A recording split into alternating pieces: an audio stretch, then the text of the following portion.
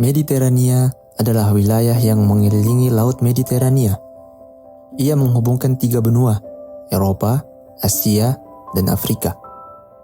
Kawasan ini telah menjadi pusat peradaban sejak zaman kuno, menjadi tempat lahirnya budaya, perdagangan, dan peperangan antara kekaisaran-kekaisaran besar. Dari Yunani dan Romawi di barat, hingga Mesir dan Persia di timur. Mediterania selalu menjadi titik pertemuan antara berbagai bangsa dan ideologi. Salah satu kekuatan besar yang pernah berusaha menguasai wilayah ini adalah Kekaisaran Persia. Dengan ambisi ekspansinya, Persia membawa pengaruh besar ke Mediterania, baik melalui peperangan, diplomasi, maupun asimilasi budaya. Kisah ini menggambarkan bagaimana Persia memasuki panggung Mediterania, berhadapan dengan peradaban lain, dan meninggalkan jejak sejarah yang tak terhapuskan.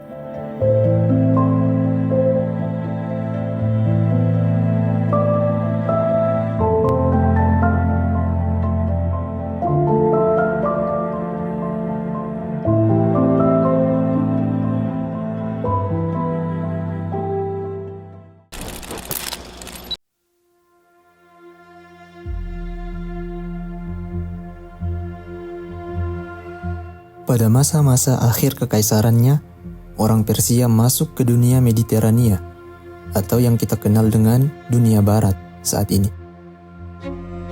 Mereka membuat percikan besar yang singkat dalam sejarah dunia barat. Kaisar Persia, Darius, berangkat ke barat untuk menghukum orang Yunani. Kita katakan menghukum, bukan menyerang ataupun menaklukkan. Sebab dari sudut pandang Persia, apa yang disebut perang Persia itu bukanlah bentrokan antara dua peradaban. Persia melihat orang Yunani sebagai penduduk primitif.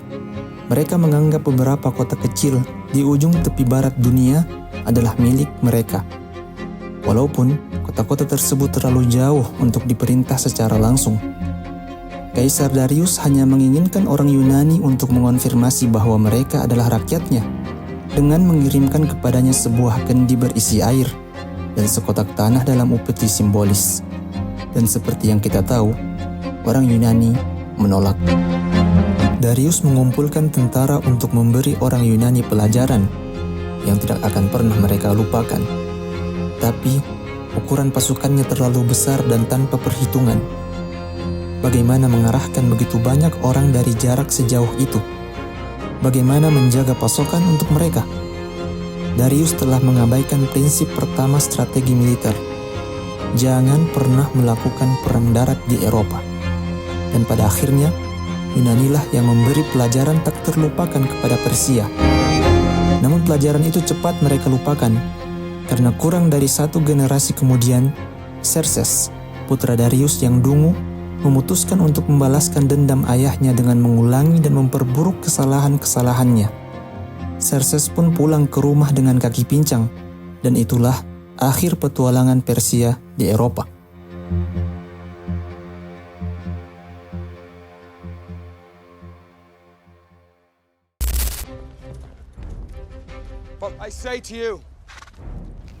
Kan tetapi tidak berakhir sampai di situ.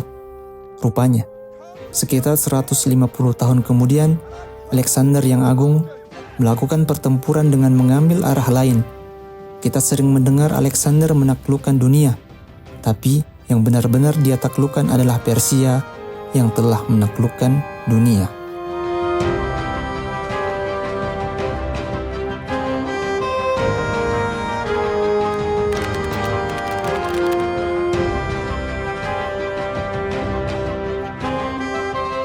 Dengan Alexander, narasi Mediterania dengan tegas menerobos masuk ke dalam narasi dunia tengah atau Mesopotamia. Alexander bermimpi memadukan keduanya menjadi satu, menyatukan Eropa dan Asia. Dia berencana menempatkan ibu kotanya di Babel. Alexander membuat luka yang dalam dan meninggalkan bekas terhadap bangsa Persia. Dia muncul dalam banyak mitos dan cerita Persia yang memberinya kualitas heroik yang besar. Meskipun tidak seluruhnya positif, tapi juga tidak sepenuhnya jahat. Sejumlah kota di dunia muslim dinamai menurut namanya. Alexandria adalah contoh nyata. Tetapi salah satu dari nama kota yang dinamai oleh Alexander dan kurang kentara adalah Kandahar di Afghanistan. Kandahar pada awalnya disebut Iskandar, cara pengucapan Alexander di timur. Tapi awalan is ditanggalkan dan Kandar diperlunak menjadi Kandahar.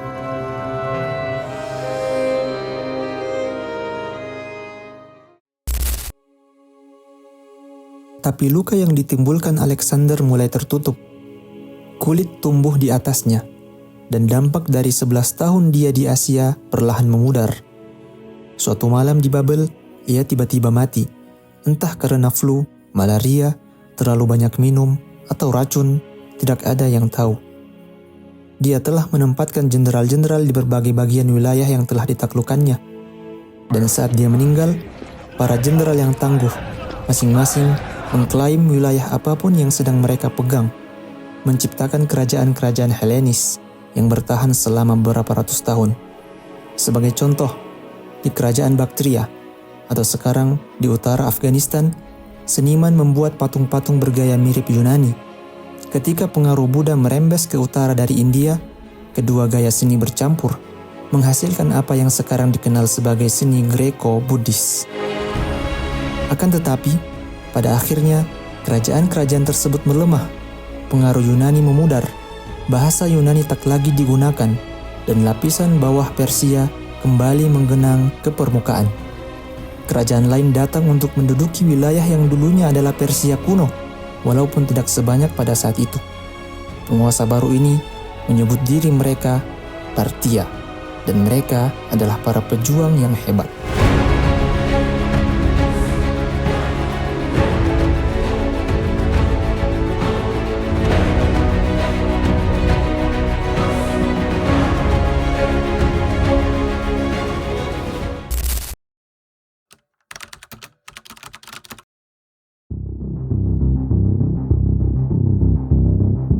Parthia berperang menghentikan Roma, mencegah ekspansi mereka ke timur. Pasukan mereka adalah yang pertama kali melibatkan Ketaphrakt. Para ksatria berbaju zirah menunggang kuda besar berlapis baja. Ksatria Parthia ini seperti benteng berjalan, tapi benteng berjalan itu merepotkan, sehingga Parthia juga memiliki korps kavaleri lain. Orang-orang berpakaian ringan menunggang kuda tanpa pelindung. Sebagai taktik pertempuran, kavaleri berpakaian ringan ini kadang berpura-pura telah dikalahkan. Di tengah ganasnya pertempuran, mereka tiba-tiba akan berbalik dan bergegas lari meninggalkan pertempuran. Kemudian, barisan tentara yang sedang mereka lawan akan berpencar dan mengejar mereka, mengabaikan perintah komandannya sambil berteriak-teriak. Setelah itu, Parthia akan tiba-tiba berbalik dan menyerang barisan lawan yang telah menjadi kacau itu, membasmi mereka dalam beberapa menit saja. Hal ini kemudian dikenal sebagai Parthian Shoot. Dan ketika Anda mendengar ungkapan Parting Shoot, yang Anda dengar sebenarnya barangkali pengucapan keliru dari frase tembakan Parthia atau Parthian Shoot. Bangsa Parthia awalnya para penggembala dan pemburu nomaden dari pegunungan timur laut Persia. Tetapi, setelah mereka bergabung dalam kerangka kekaisaran Persia kuno, secara praktis mereka menjadi orang Persia. Kerajaan ini bertahan selama berabad-abad tanpa meninggalkan banyak jejak, karena mereka menaruh sedikit minat pada seni dan budaya, dan juga baju zirah Ketaphrakt didaur ulang untuk mendapatkan besi tua setelah prajurit di dalamnya mati. Maka tidak ada yang tersisa dari bangsa Parthia untuk menjadi jejak sejarah. Akan tetapi, pada masa gemilangnya, Parthia melindungi serta memajukan perdagangan, dan kafilah-kafilah dagang bergerak bebas di dalam perbatasan mereka. Ibu kota Parthia dikenal orang Yunani sebagai Hekatompilos atau 100 gerbang, karena begitu banyak jalan yang bertemu di sana. Di bazar-bazar kota Parthia, kita mungkin dapat mendengar gosip dari seluruh penjuru kekaisaran dan masyarakat yang berbatasan, mulai dari kerajaan-kerajaan Buddha Yunani di timur, orang Hindu di selatan mereka, orang Cina yang lebih ke timur, kerajaan-kerajaan kecil Yunani atau Seleucus yang agak jauh di barat, serta Armenia di utara mereka. Bangsa Parthia memiliki sedikit hubungan sosial dengan Roma, kecuali jika pertempuran memungkinkan. Adanya pertalian peradaban antara Partia dan Persia kuno membuat mereka seakan sama, tidak berminat melintasi perbatasan itu. Dan dengan demikian, Mediterania dan Mesopotamia atau Dunia Tengah kembali terpisah.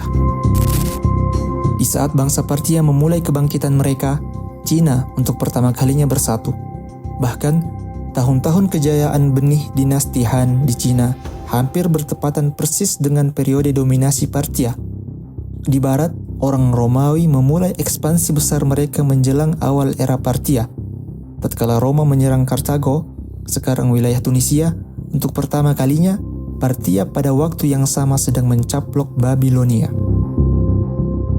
Pada tahun 53 sebelum Masehi, bangsa Partia menghancurkan pasukan Romawi dalam sebuah pertempuran, menangkap 34.000 legioner, unit militer utama dalam tentara Romawi kuno, dan membunuh Crassus, seorang jenderal utama yang memerintah Roma bersama dengan Kaisar dan Pompei. 30 tahun kemudian, bangsa Partia mengalahkan Mark Antony, sang jenderal masyhur Romawi kuno beserta pasukannya, dan menetapkan sungai Eufrat sebagai perbatasan antara kedua kerajaan. Bangsa Partia masih melakukan ekspansi ke timur ketika Kristus dilahirkan. Penyebaran agama Kristen tak terlalu diperhatikan oleh bangsa Partia yang lebih menyukai Zoroastrianisme sebagai agama keyakinan mereka. Dan ketika misionaris Kristen mulai menjalar ke timur, Partia mengizinkan mereka masuk. Mereka memang tidak terlalu peduli tentang agama. Bangsa Partia selalu beroperasi dengan sistem feodal, di mana kekuasaan didistribusikan ke bawah melalui banyak lapisan-lapisan pemegang kekuasaan. Seiring waktu, sistem ini menjadi malapetaka bagi bangsa Partia, ketika wilayahnya terfragmentasi akibat sistem ini dan membentuk pemimpin-pemimpin wilayah yang serakah, haus akan kekuasaan. Sehingga pada abad ketiga Masehi, pemberontakan provinsial menggulingkan wilayah terakhir yang diduduki Partia dan berdirilah dinasti Sasania. Dan ini meluas sangat cepat hingga Sasania berhasil menduduki semua wilayah yang sama seperti Partia, bahkan lebih luas.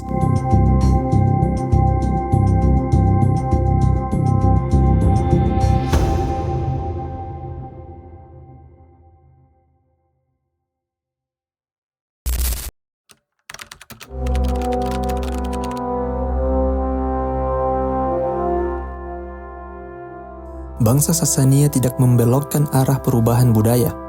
Mereka hanya mengatur kerajaan secara lebih efektif, menghapus jejak-jejak terakhir pengaruh Helenis. Mereka membangun patung-patung monumental, gedung-gedung besar, dan kota-kota yang mengesankan. Zoroastrianisme menikmati kebangkitan besar api dan abu, sinar matahari dan kegelapan, Ahura Mazda dan Ahriman. Itulah agama mutlak negara. Biarawan misionaris menjelajah ke barat dari Afghanistan, mengajarkan Buddhisme, tapi benih yang mereka tebarkan tidak akan tumbuh di tanah Zoroastrian Persia, sehingga mereka berbelok ke timur, dan itulah sebabnya mengapa Buddhisme menyebar ke Cina tetapi tidak ke Eropa.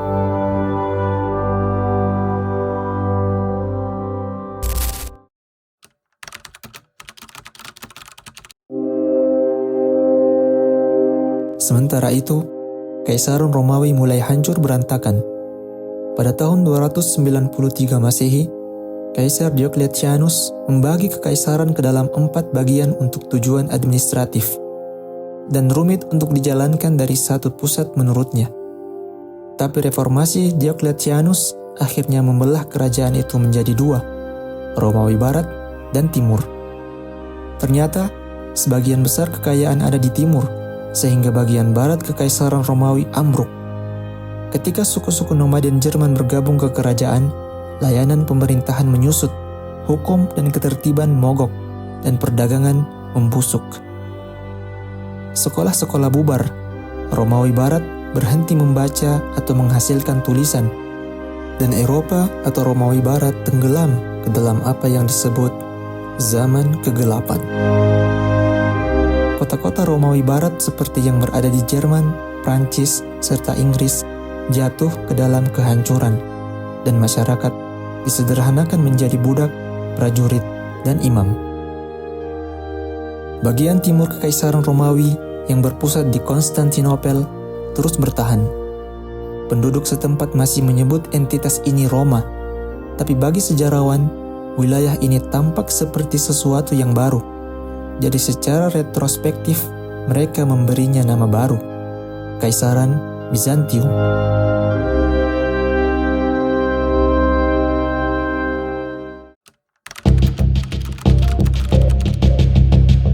Kristen Ortodoks berpusat di sini.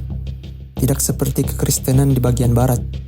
Gereja Ortodoks tidak memiliki sosok seperti paus.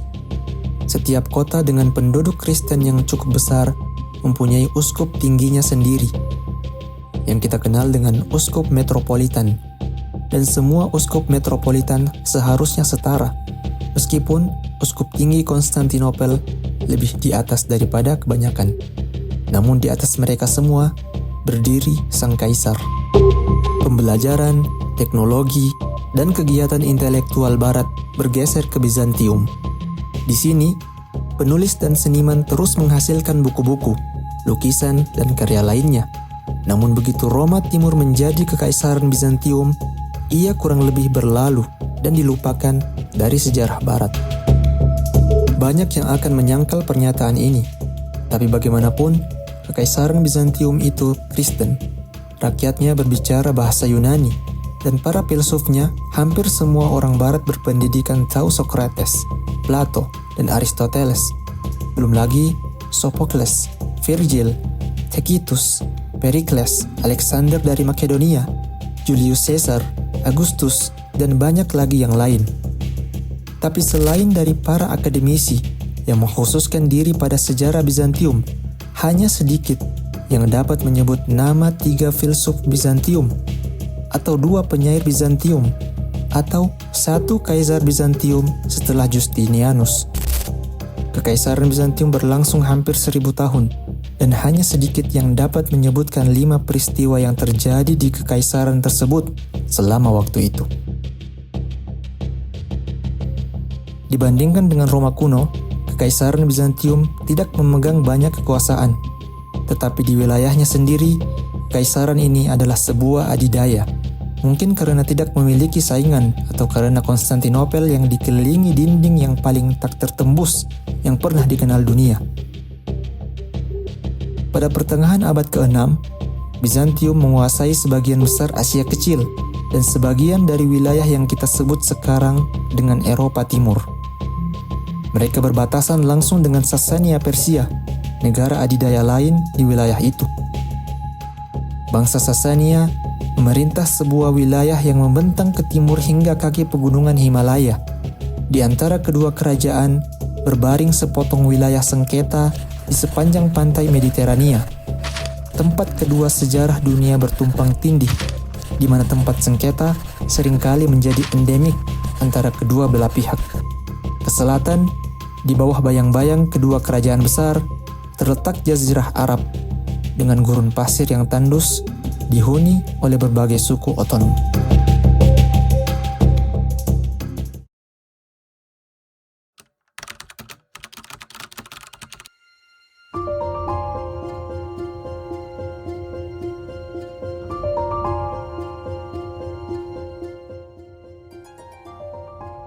Dunia Mediterania telah menjadi panggung bagi berbagai peradaban besar, dengan Persia memainkan peran penting dalam membentuk sejarahnya.